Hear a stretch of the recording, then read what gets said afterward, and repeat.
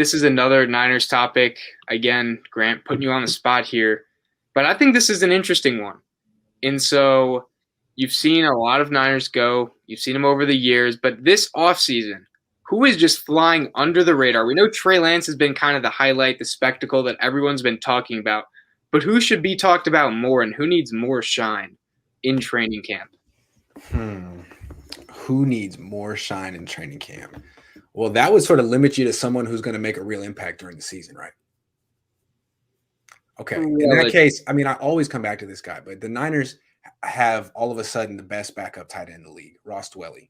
And he's getting a lot of targets. He has more catches than Kittle in camp so far. He's bigger. He's faster than he used to be. He's sort of filling the role that Jordan Reed was supposed to fill last year, and he's doing a good job so far.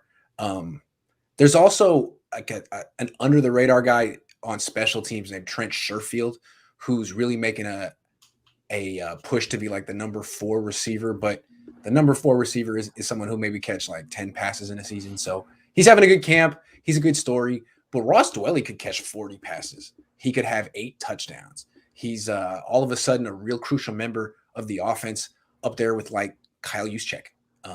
That's pretty interesting. They've really developed him slowly. It was interesting. I asked Ross Dwelley about the tight end coach, and he was like, "You don't understand. This was the only man who came. He's the only guy who came to my pro day. Wow. This is the same guy who pretty much developed George Kittle." So that coach John Embry used to be the head coach at Colorado. He's a really good coach. Give him a pay raise then. Yeah, really good. These guys. He's the assistant head coach on the team. People don't talk about that. Mm-hmm. He's assistant head coach. Yeah. He's a big deal, isn't he? Like, really good, yeah. The thing is with Shanahan's staff, like they always talk about the younger coaches that he's developed, and for good reason, right? It's produced like the Sean McVays, the Matt LaFleurs, now the Mike LaFleurs, and Mike McDaniels, and these are the guys that go away and get bigger jobs. I think the secret sauce in this entire staff is actually the veteran coaches, Bobby Turner, John Embry, Chris Forrester. Those are the guys that other people can't hire, and he can hire because he's Kyle Shanahan, and they worked with his dad, and he's had a bunch of experience with a bunch of different coaches in the league. And I think those are the small advantages, because those are guys that have just been position coaches. Well, not John Embry, but Bobby Turner has been a position coach for years upon years, and he's comfortable doing that, and he's the best in the NFL at doing it. Yeah, and Kyle Shanahan has some really good black coaches on his coaching staff. Good for him. He's got a black assistant head coach, a black defensive coordinator, a black running back coach. Everyone looks at DeMeco Ryans as a potential head coach in the future. Maybe Embry should be getting some looks as well. Kyle Shanahan's coaching tree could be pretty big in a while. He's already got one out in New York. Let's stick to Dwelley, though. So that's your under-the-radar 49ers. Yeah, I mean, I think this is a guy who could really have a large role on the team, in your fantasy team. I feel like they're prepping him for a large role, and so far he's doing really well with it. I mean, we've talked about him before, but I guess even at his best in the past, he always has looked a little skinny for a tight end. And it's like, I don't know, as a blocker, like he gives good effort in the run game, but he can kind of get overwhelmed in the passing game. But he definitely looks beefed up this year, to the point where he looks like one of the bigger players on the field. That's a good development for him. I think he's in a contract year, so not surprised. Go get him, Ross. I gotta throw it to Blake with the question. Are we thinking peanut butter Dwelley time is this year's Robbie Tunyon? He's gonna put up Bobby Tunyon type stats. See, I mean, Sean O'Hara thinks Jimmy G is gonna be this year's Aaron Rodgers, so he needs his Bobby Tunyon to go with his.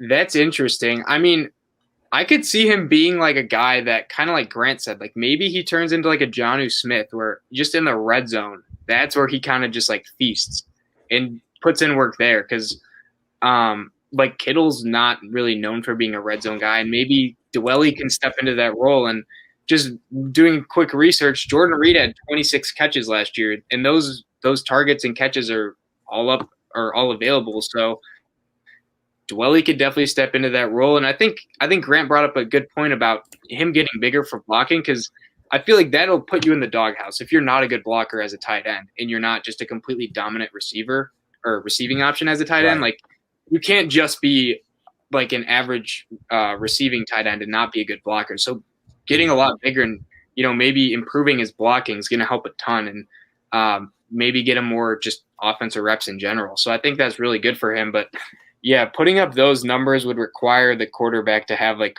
50 touchdowns. So maybe they'll have 50 touchdowns between the two, but that is we'll see. The last thing with Dwelley that's interesting is he's not just catching he's not just running like stick routes, running 8 yards up the field and turning around. Yeah. He's actually catching the ball 20, 30, 40 yards down the field. He's not particularly fast, but he's a good fit with Jimmy Garoppolo because the seam route's kind of the go-to long throw for Jimmy Garoppolo. It's the easiest long throw you can make. And with Trey Lance, what he can do is buy time, which gives Dwelley some time to get down the field. And all of a sudden, he's a great option. Like, I don't know if I think they used to run it at North Dakota State where there's like basically it's not like fullback league, but it's a tight end league, and it's a play action bootleg to the left, and you're throwing back to the right, and there's like a tight end streaking up the side. So that's how he hit Dwelley yesterday. It was F league, but it was a tight end. And it was just Dwelley running 45 yards wide open down the right. Yeah. So that was and yeah, they ran it at North Dakota State for sure. It's all over their offense. And the one thing I wanted to add, because I thought Blake made a great point about the red zone where Dwelley could feast. And Grant, this was actually something we were a little bit ahead of the curve on. Maybe after the offseason ended, maybe after they lost Kendrick Bourne. The ideal replacement for Kendrick Bourne in the red zone is actually Ross Dwelley because he's good in tight spaces and he has strong hands in traffic, which is why Kendrick Bourne has been the Niners' most consistent red zone target for the last 2.5 years because he was very good in tight spaces in terms of creating space, and he had strong hands in traffic. And that's what I think Ross Dwelley has. And I think if the Niners are looking for a red zone option, as Blake mentioned, this could be the year for Ross Dwelley, because the one thing he does do is catch the ball in traffic. And that's very important because everything is in traffic in the red zone. So he's got great hands. Kyle Shanahan called them the best hands on the team. I believe that. I never seen him drop a pass. So I feel like he's their secret weapon this year. No one's really going to expect that the Niners are going to go to him because he's been on the team for so long and they haven't. And so when they do go to him this year, maybe they can get him a lot of good looks in the red zone early on in the season before defense is figured out. Interesting. So I guess he's the next Travis Kelce, what I'm trying to say. Yeah, for all you fantasy football players out there, just people that are fans of tight ends, this is a little reminiscent of maybe those 2010 Patriots. They had the tight end duo. This could be the next one of those. So right. Where Dwelley is the Gronkowski figure and Kittle is Aaron Hernandez, yes. Yeah. Yeah. Well, Ross Dwelley will be the better of the two. No question. He has 2 more catches than Kittle in camp, so that's all you need to know. Yeah. That's it. That's all. Grant, are you going to be covering 2 competitions? The first competition is the quarterback You're going to have to write 3 articles after every practice. The quarterback competition article, the tight end competition article, and then finish it off with the good and the not so good. Kittle's going to have to show up before it becomes a competition. Come on, George. Wow. Big words from Grant. So I guess you guys heard it here first. Ross Dwelley, the next Rob Gronkowski. TE1. Yep. Awesome. So we can move